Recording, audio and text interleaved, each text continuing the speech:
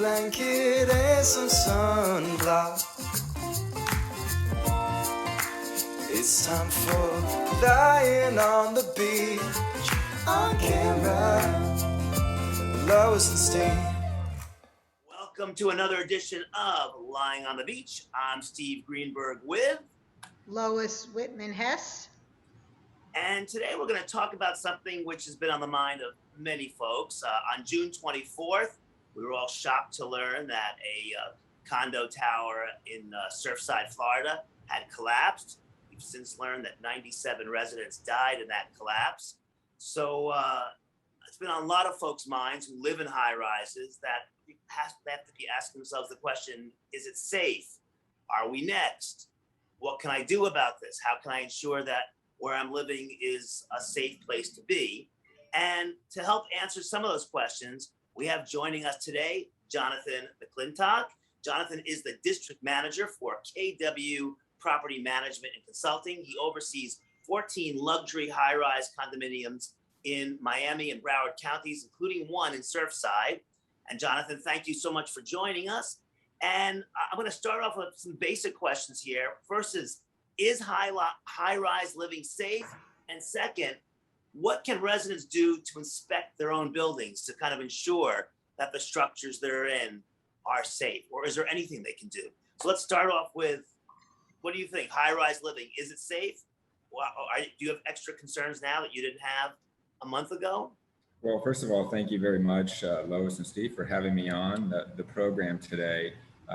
First and foremost, my prayers go out to those who have been affected by this terrible tragedy, or those who know loved ones who have been affected. This hits very close to home. And as we all know, Miami and Miami Beach is a very close community. So, it's common to know people or be close to people that have been affected by this. Stephen, to answer your question, is high-rise condo living safe? I think it's important to understand that we still don't know what caused this collapse. It's been 3 weeks. We have all kinds of inspectors from all over the world looking at this thing, but the primary focus has been saving the survivors or the potential survivors that are there. So that's really been the focus in clearing the site. But we still don't know. We still really don't know what the cause is. And I think it's important for everybody to calm down before we really understand what the cause is.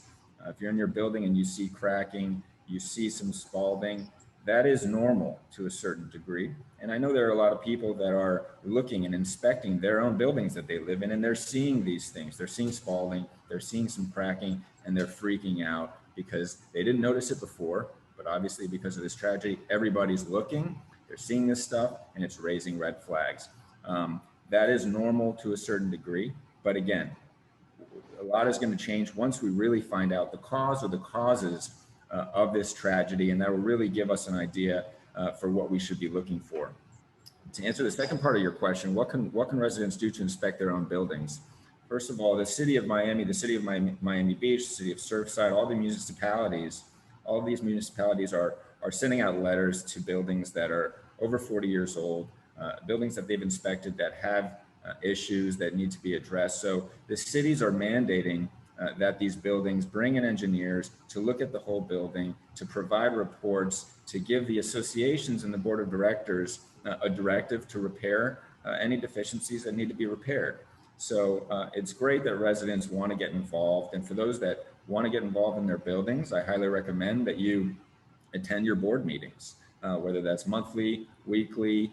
Right now, I know a lot of buildings are having more board meetings than they normally do, as there's a lot going on, especially the buildings that may have received some of these letters from the city mandating inspections by engineers.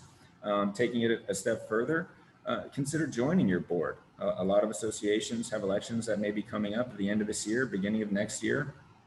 Consider joining your association and playing a role on the board of directors. So there is a lot that you can do as a resident, but hopefully your board is being transparent with the residents. KW Property Management is definitely preaching that the associations are transparent with their residents. Let them know what's going on so that the residents can feel comfortable and confident that the association, in conjunction with the management company, if there is a management company, are doing what they're supposed to be doing as far as making sure the buildings are safe. So Jonathan, I mean, that was a great, I mean, we feel so educated by what you just said. So it brings up a very sensitive point. I live in a high-rise building on South Beach, and you just get the feeling that the board, is are figureheads, and they don't really understand the dynamics of what's going on in the building.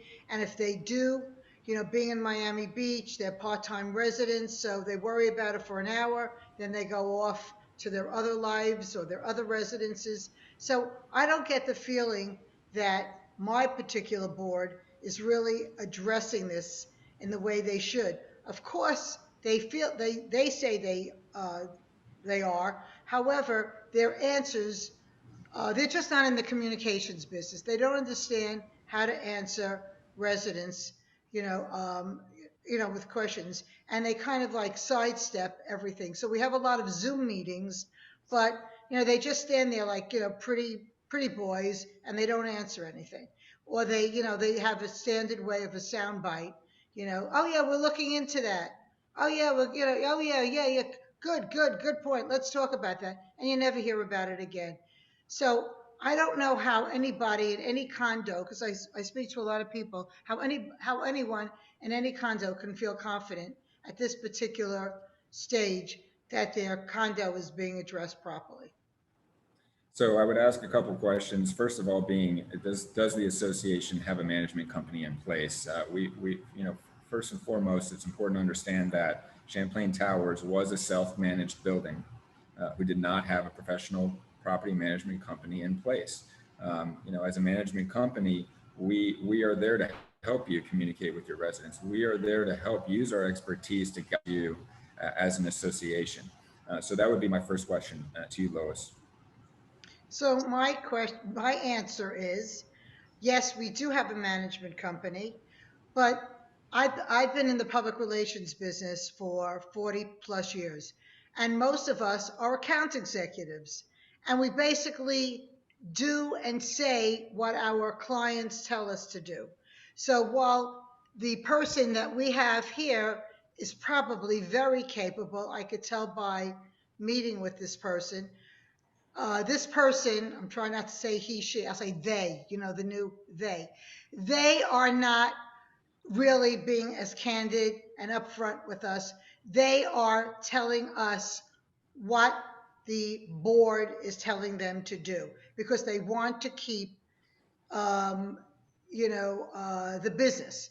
And if they really go out on their own and are aggressive in doing what they think they should be doing, chances are they won't be with us a year from now. So I get that impression. How do I know that? Because I'm in the PR business, and I could hear the tone, I could see the body language, I could see the frequency of answers. They are just under But the guidance of I the think board. it's worth pointing out, going to addressing what Lois is saying, is that she doesn't know if the board and management company are doing the right thing or doing the wrong thing. You can't. It's hard to even know that. No one really knows that, especially if you're not on the board. But what she does know is that she's not getting the communication she wants to get. So if she was getting the communication she wanted to get, she'd sleep better at night. I think that's what I'm understanding, listening to, because you can't say they're doing a bad job. You just don't know if they're doing anything or nothing or whatnot. Is that, am I hearing you properly? Yes, you're hearing me properly. However, um, I think it's all kind of like uh, it was all a dress rehearsal already. They know exactly what they're doing. If they get too many of the billionaires that live in this building involved, then their job is going to be much more difficult because too many people are asking too many questions and they just don't want to be bothered with it. But if we all felt they were doing the right thing, we wouldn't be asking all these questions. But these billionaires are busy on their yachts and their castles and in their magnificent home. So they're just like when they're available. Oh yeah, I want to be on another board. I'm on the board of Harvard, Yale, Well, and this well, condo. the other issue is that all of these boards now. Lois lives in a very high-rise building with, where she has billionaires and people in yachts. I live in a less fancy building where the board, which I'm on, is not made of billionaires. But I think in either case, I mean, it's all about communication. And again, these are volunteer boards. None of these people are structural engineers. I mean, you don't usually get a structural engineer on your board. So you have to depend on outside people, getting outside people. And that's really why I want to ask Jonathan now. Right now, just finding structural engineers, getting their time, getting them to do what the city and county want is a lot, because everybody wants a structural engineer who meets the parameters of what the county's asking for. And it's really tough to meet that requirement. How do you answer that? Yeah, it's very tough right now. And as you can imagine, all of the engineers in this city in South Florida, really in this state, are swamped. You know, they're booked. We're calling engineers who are turning away business right now. It's important to understand too that we're property management professionals. We're a property management company. We are not structural engineers. So something that we have been doing at a lot of our associations where this is an issue, where we are battling some of these issues as it relates to concrete restoration and cracking, we're bringing in the engineer to address the residents, to present the findings or to present the process that we're going down to correct any deficiencies in the inspection process. Stephen, you're absolutely correct. Right now, it is very difficult to get engineers to your property. As I said, they're very busy. And fortunately, working with KW Property Management, we have relationships with a lot of these larger firms who are able to prioritize some of our buildings for us, and we're grateful for that. But yeah, it's absolutely a challenge right now. I would definitely suggest that you get ahead of it, you get in line. This is pretty straightforward. If you're living in a building or you're on the board of a building that you have concerns, you've gotten a letter, you have to get an engineer to inspect your property. It's pretty straightforward. They're going to inspect your property from head to toe. They're going to give you a report. They're going to let you know if there are deficiencies. They're going to let you know how critical some of those deficiencies may be. Some issues may be, something that you have to address right away. Something isn't as urgent, but you're going to have that report that's going to go to the city, and then the board has to, make the decision to correct those issues. So this is a pretty simple process. So Jonathan, let me tell you what happens, at my end. So yes, the board brings in, analysts right away to, look around and tell us what's going on. And then we get on the Zoom calls with all these engineers and construction professionals and everything. And then they contradict each other. Oh, that guy doesn't know what he's talking about. Oh, you should really be doing this first. Or that should have been addressed a while ago. So you're sitting there and then you're listening to everybody who's an expert, as a resident, who thinks they're an expert as a resident, or, on the board, giving answers that really lead to no place. You get off an hour's Zoom call, and you just feel that nothing has happened. And you know what, though, Lois? I think that is the problem not only at a condo board, but it's a problem at the FDA and the CDC and every kind. Absolutely. Because I've been dealing with men for 54 years. Oh, I wouldn't even blame men. I would blame humans. So no, men. Years you've been dealing with humans, but they're very tough. And so I find we bring in experts. One expert says this, one expert says that, and ultimately a bunch of non-experts, a board has to make a decision. They're hopefully making a decision not based on, it shouldn't be based on money, but money is always a factor because it's how much money you can pull up from your constituents. So it's a tough balancing act, and you make compromises along the way. I think in the case of what happened in Surfside, it's an example of when everything goes wrong, that's what happened there. I think in most realistic situations, one or two things will go wrong, but not everything will go wrong. And so that little bit that goes wrong isn't enough to hopefully cause tragedy. In case of Surfside, you had every single thing possibly go wrong. A self-managed building, a bunch of residents who don't want to pay an assessment, a lot of in-fight bickering, real construction problems that were probably ignored. All of that together equaled a disaster. I think for most of us, that hopefully isn't going to happen. Steve, and I'm really addressing this to Jonathan. I believe, with my experience in business, I believe Surfside, I think all those things that Steve said are something to make people feel better now about themselves. Like, okay, my building, doesn't have all those problems together, blah, blah, blah. If we ever get to the truth, I believe that there was something, a greater force that made this happen. Steve and I have debates or Well, arguments no, about there's it no debate. There's no. all the time. But I feel like there will be an answer. There will be something, and maybe it will never be discovered. But I don't think a negligent board or a negligent construction could bring a building down like that. I mean, it just boggles your mind. And now we're hearing all over the world where buildings have fallen down, but and we're all scared to death. So, And look, Jonathan, okay, I mean, and John's going to address this too. If every negligent board equaled buildings collapse, there'd be very few standing buildings in South Florida or in the world. Right. I mean, every board is at best a volunteer committee. That's all it is. Just a bunch of people from your neighborhood who are making some decisions that really they probably don't have any right to make, but they do because that's the nature of how elections work. But other than that, I mean, you do the best you can. But if the score of the board equals the building's structure, there'd be a lot of down buildings. So I don't think that's necessarily the case. Now, Jonathan, you have 14 buildings under your umbrella. Would you say they're all the same structurally sound, or you see some buildings are more trouble than other buildings, or what do you see as a professional?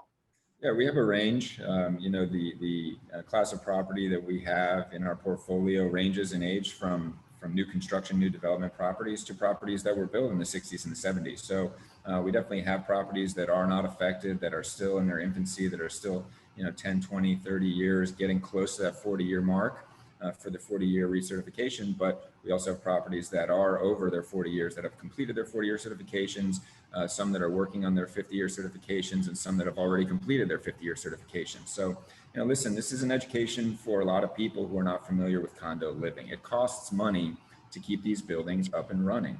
You have to invest money into these buildings over the years to keep them safe.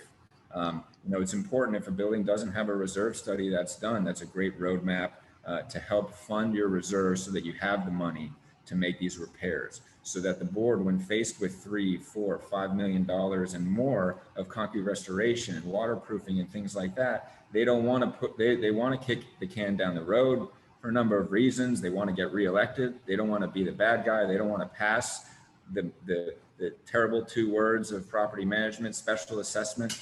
Okay, so they don't want to be that person, so they kick the can down the road as far as they can. This is not the right approach. It's important to reserve the funds early so you have the money that's there when you need it, and that's what we recommend to our associations. And unfortunately, that's not necessarily the case across the board. So, Jonathan, I'm looking for a scoop. What is the chatter behind the scenes of what people of your caliber and people in your profession thinks really happened in Surfside? There's a lot of chatter, and it's not necessarily in my inner circles. The news media definitely is contributing to some of that, and we really don't know. I've spoken to a number of engineers that are very familiar with the way with how buildings structurally are put together and how they need to be. We really don't know. It's a combination of many different factors, and it could date back to the developer. I know that some concerns have been raised with regards to the developer and at the time that the building was built. So I think we'll get some more clarity on that. I really don't want to speculate at this time, but I think that the answer will come, and I think we will eventually know exactly what happened. So, is there any out of space answers that you've heard from other people that are really wacky? Oh, sure. We've heard all kinds of stuff, that it was terrorists, missiles coming in from the beach, all kinds of stuff like that. So there's definitely and both of those stories came from Lois. So I just want to point that out. I didn't hear it from Lois, so they're definitely going around. They're definitely not coming. I started them. She started both of those rumors. I just want to make that clear. Well, they made their rounds down here in Miami, that's for sure. Right. Go I, ahead, I, Steve. I was going to say that I don't, we mentioned it in the very beginning. You look at spalling, you see cracks. Is there any validity to owners walking into their lower garage or looking around the pool or whatnot and looking for pooling water, cracks, exposed rebar? Is that just nonsense for them to do that, or is that something that really can be helpful, at least alerting their board to what's going on in their building? Listen, it doesn't hurt, reporting information or sending pictures to the board or to the management company. It is helpful, and obviously with what just happened, there's reason to be somewhat concerned. But again, some spalding is normal. Concrete, by the beach, by the water, and most of the properties that we manage are waterfront properties. So it happens. There is a process to repair and rejuvenate the buildings. If you see structural support, if you see some structural beams, and again, I'm not a structural engineer by any means, but certainly we're all getting a crash course in structural engineering here over the last few weeks. If you see big support beams that are cracking, that's surely something that you should be concerned about. But in doing the countless walks that I've been doing over the last few weeks and over the years with these structural engineers, a lot of the spalding that you see does not have any effect on the structure of your building at all. That's just the nature of us being close to the salt water, us being close to the ocean, and that deterioration of the concrete. And I have residents calling me up because I'm on my board at my building, and I always say, look, if you see something that concerns you, take a picture of it, get it to the manager, get it to the board member, send it back to me, so that your concerns are our concerns, and hopefully we can check it off if that's not something that's serious, or if it is something serious, pursue it. But I think that's, it's certainly, more eyes, more brains looking around can't hurt. And you should, you walk into these buildings, you go into your apartment, you leave. There's nothing wrong with spending a little time walking around and really looking at it with a critical eye. Like, does this look right? Why is this door not closing properly? What's happening to the frame there? I mean, all that makes sense to look at. So I don't see anything wrong in having residents. No, by all means, a lot of residents have come out of the woodworks who are, structural engineers or engineers of some part in their past lives. So that's happening. But again, if you're in a building that's, over 30 or 40 years old, you more than likely have received a letter from the city mandating an inspection to be done within 30 to 45, to even 60 days. So your building's gonna have to be looked at by an engineer. So it's great that you're reporting the cracks and you're seeing the spalding, send the pictures, but your board or the association is mandated to get it inspected more than likely. If you have concerns and you're seeing the spalding, you probably are living in a building that has received that letter and is going to have to get that inspection done. So once that inspection is done, you're going to really know, what condition your building's really in and how concerned you should be. So Jonathan, why isn't that really a mandate for buildings that are 20 years old? Well, listen, there's the 40-year certification process, which has been in place for quite some time. I think that as a result of this catastrophe, we're going to see some changes to that process where we may see a 30-year certification or even some milestones before that at 20 years. So that's definitely something I'm sure that the officials are looking at, that they're going to put in place. We'll see how long it takes for that to happen. So one thing before we leave, because we only have 5 minutes left, is there anything that you could tell residents on how to approach a board so that we are much more productive than the way we are today? I can chime in.